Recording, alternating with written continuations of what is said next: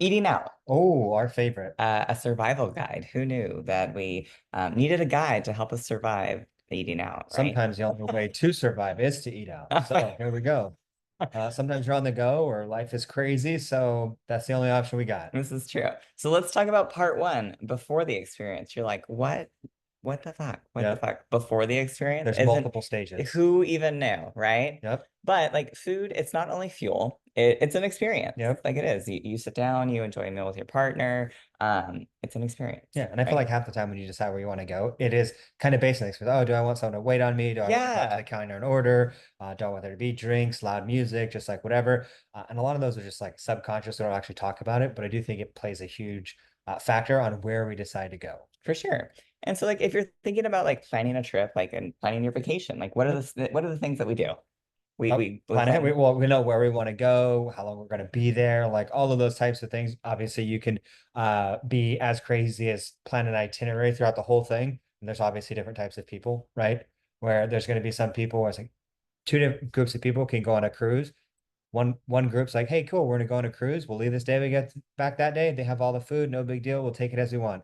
And then another group goes on and they know every excursion they're gonna do. They're gonna ride dolphins. They're gonna do all of these things down to the minute. Yeah, but they're planning for the experience that they want to have, right? Most people, they want a good experience. So guess what? They're going to think about the trip that they want and they're going to plan ahead for it. Yep. And so when you think about it, in general, like most people don't think about the experience that they want when it comes to, like he was mentioning earlier, it's like, oh, you have these subconscious thoughts of like, what's the ambiance I'm looking for? What type of food?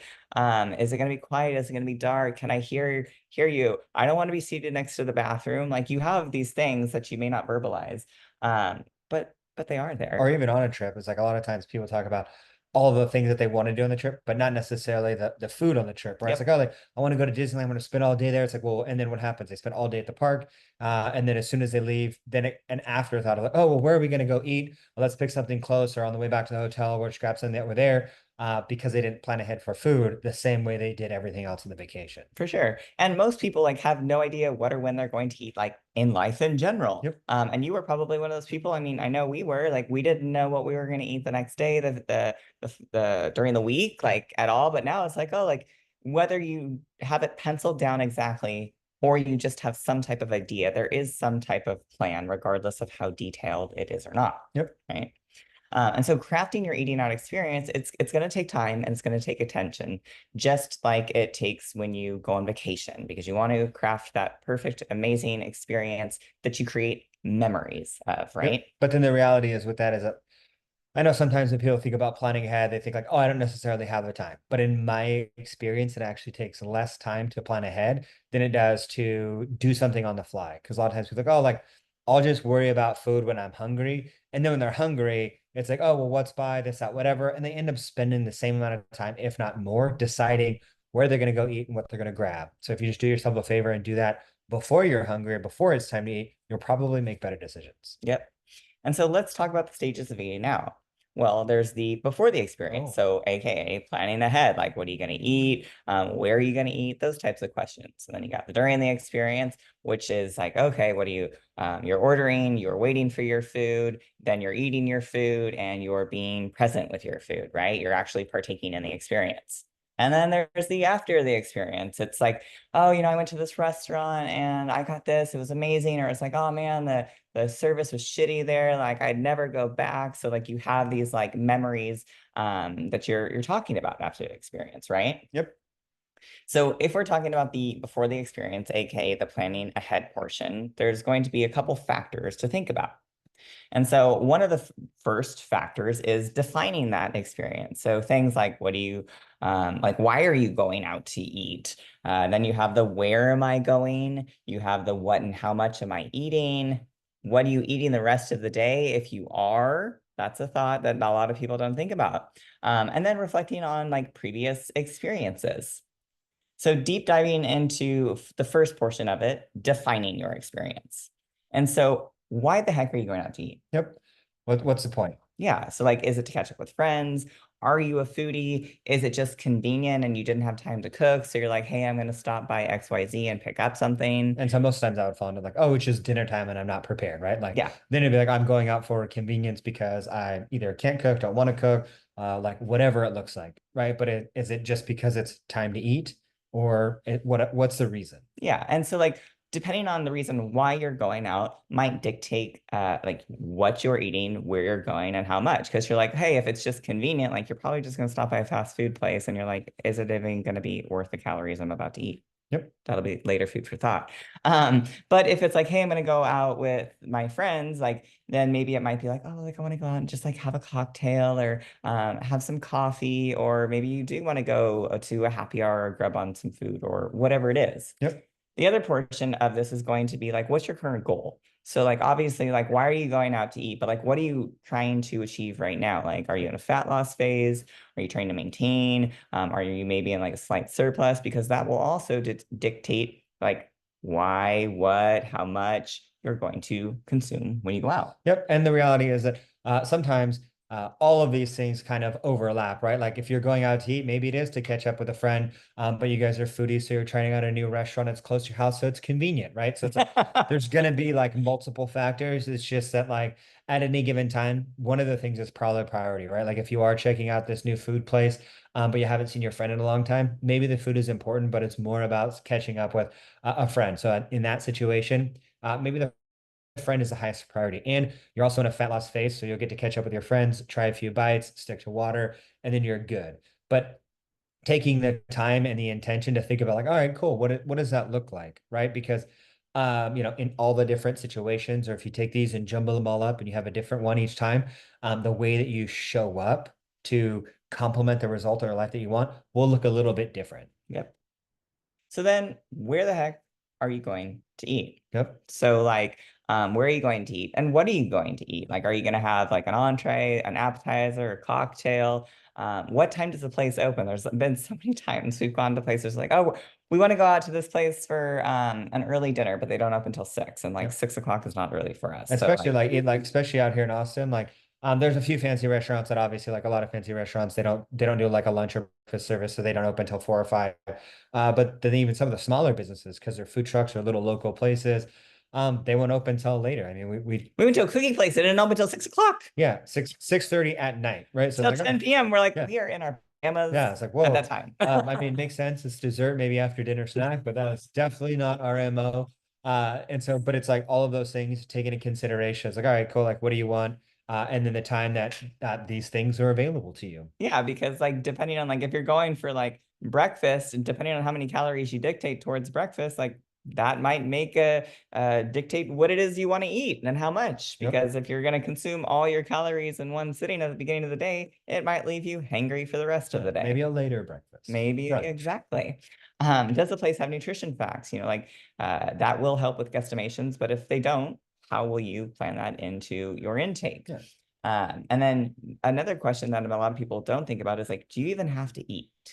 Like, Oh. why are you going out to eat? If there's nothing that is like, oh my God, like it just seems like a waste of calories, then like, why even eat? Well, and sometimes it's not even like it may not even feel like a waste of calories. Sometimes it's purely just habit. Yeah. You can ask yourself like, oh, is this really necessary? I know that a lot of you here, and then even people that we worked with one-on-one have talked about, we're working late and then after work needing to go get food. And then after they took a step back, it's like, oh, I don't actually need to go out to eat. It was just the trigger or the habit of after work. I need dinner, even though they were getting off at 2 or 3 o'clock in the morning because they worked a really long shift and they had had dinner earlier that they brought with them. Right. Yeah. And you could even think about like taking that to like the triggering habit of like, I know I will say I'm guilty of this where it's like, oh, I'm sitting on the couch and I'm watching a show, but like I've sometimes have gotten into the habit of like as I watch a show, then oh, I'm gonna have something sweet. And so then I feel snackish. But like, am I hungry? No. Yeah. Like, and do I have to or need to eat? No, not at all. And there's plenty of times, like I said, talked with some of you, when it's like, oh, I had lunch and then like I'm not gonna have dinner until 7. So like I should probably eat something in between. Like, well, why? Like you don't actually need the food. It's just the emotions or habits tied with that. So sometimes the answer is like, oh, I don't really need it. That's fine. Yeah. And then there's the other people that are like, I have no idea where we're going. I just, like my coworkers are like, we want to go out. And it's like, well, where are we going to go? It's like, I don't know. We'll just, fly by the seat of our pants or whatever the heck. Yeah. But Someone will pick a typically, happy hour Friday yeah, night and then we'll yeah. decide to go there. But like typically, like if somebody doesn't know where they want to go, like take charge. Say, hey, you know what? I'll pick the spot. Or you can say, like, what type of food do you want to go out to eat? Like, are we just going for drinks? Then you can allot a certain amount of calories. Same thing with food. Like you can reserve a certain amount of calories for going out. Yeah, and even if you don't know, because like realistically, you can't control where other people decide to Yep. go, and you can't necessarily grab the wheel for the whole group if it's a group of people. But in those situations, even if you don't know anything about it, you can decide how many calories you want to Yep. set aside for that. So it's For like, all sure. right, cool. Like, who cares? And then maybe you go and like you didn't set aside enough calories, so then you have to decide how you want to act when you show up. Maybe you set aside too many. Great, you're going to lose more weight. Fantastic. But it's like even without knowing anything, there's still something within your control that you Yes. can do to set yourself up for success. It is really easy to just throw your hands up in the air, and be like, "Well, I don't know what they're having, or I don't know what we're doing."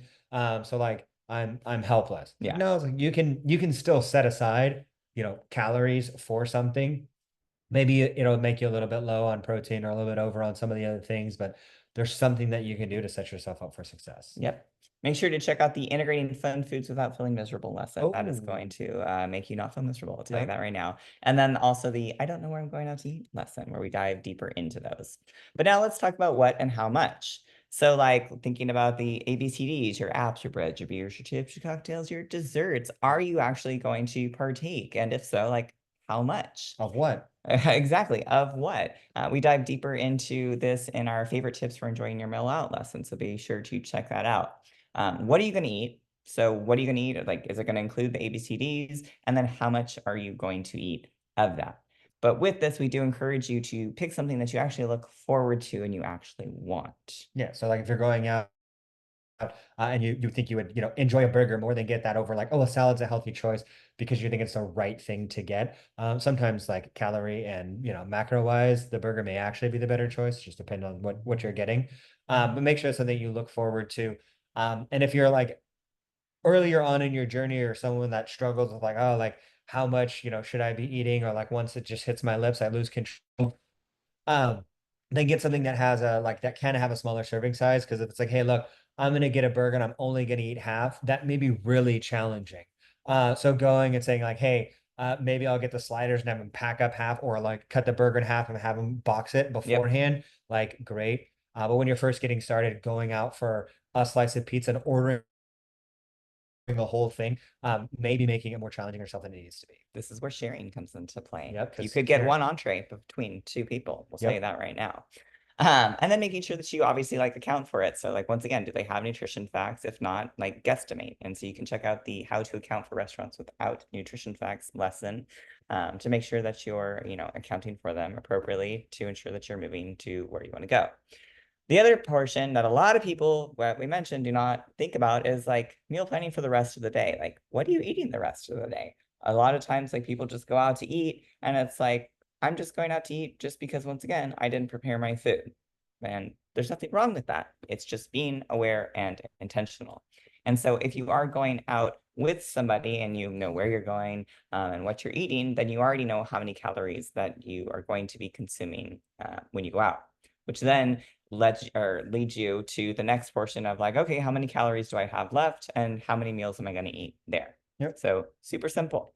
And then make sure that before you go out to eat, that you want to think like satiating meals. So like think like before I go out to eat, I should probably make sure that like I've loaded up on my protein, loaded up on some veggies to help like fill my stomach so that I'm not ravenous before I get to the restaurant. Because like most of the time, if you've designated a high portion of calories to going out to eat and it's later in the day, oftentimes like people will end up over consuming because they're like, I'm just so hungry, I want to eat it all. And so doing your best to make sure that the meals before and or after you go out to eat, make sure that you're satiated. yep. And sometimes things like bread and chips are very easy to eat. And so like if you're someone that's like saved all day for this meal, I would recommend when the bread or chips come out, wait, have something that is a little bit more substantial first. Like they can still bring it out, you can have some, but have a couple bites of protein or something first.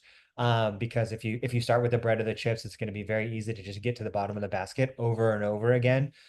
Because it's a lot easier to eat and continue eating those types of foods. So little protein snack before you go, or opt to say, hey, look, like, yes, I want the chips, leave them here, but I'm going to wait till I have, one of my tacos first, and then enjoy some of the chips. Yeah, because a lot of times we'll fill up on the chips and then the entree comes and it's not even as enjoyable because we're like, I ate so many chips and bread, right?